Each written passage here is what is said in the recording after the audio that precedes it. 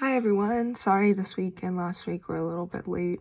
I picked up extra overnight shifts and I just didn't have time to record it on my lunch break at work.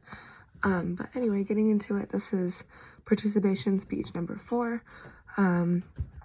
Did you know that 90% of papers published in academic journals are never cited?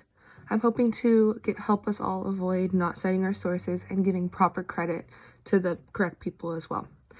As I have said before, I spent my middle school and high school years practicing good speech giving skills that were taught to me by people who have higher education in speech skills. I chose 3 topics that can make the difference of a good speech or not.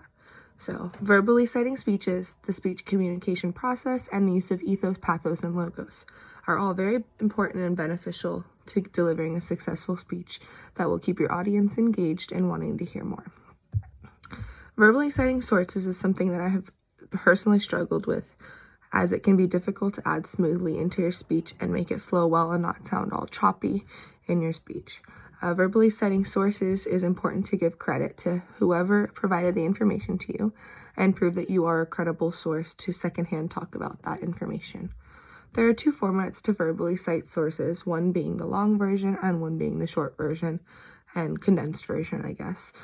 It is important to include what information will resonate with this audience, the author's name, the author's credibility, the date it was published, the type of source that it is, the title of the work and source, and any source details in both the long and short version. This short version would be all of this information in a sentence or 2, causing it to be a condensed version of the verbal credibility. The long one is similar, except for it being in the format of a story and involving more details and more information. The speech communication process involves 7 elements: the speaker, message, channel, listener, feedback, interference, and situation.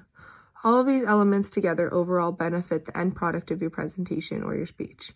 The speaker is the person who is presenting the oral message to a listener. The message is whatever a speaker communicates to someone else. The channel is the means by which a message is communicated. Some examples are phone, Snapchat, face-to-face. It can also affect messages in many ways. The listener is the person who receives the communicated message. The feedback is the messages, usually non-verbally sent from a listener to a speaker.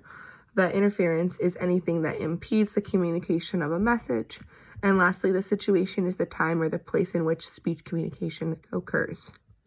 The last point I chose to talk about is ethos, pathos, and logos. The logos aspect of this is to reason logically, to understand human character and goodness in the various forms is ethos, and to understand the emotions, to name and describe them, and to know their causes and the way in which they are expressed is the description of pathos. And of the modes of persuasion furnished by the spoken word, there are 3 kinds. The first kind depends on the personal character of the speaker, the second on putting the audience into a certain frame of mind, and the third on the proof or apparent proof provided by the words of speech itself. This is an example of ethos, pathos, and logos in an easier way to understand. Ethos, pathos, and logos are all very important things to use in a speech or presentation for many reasons to improve your speech giving skills and have a better way to engage your audience.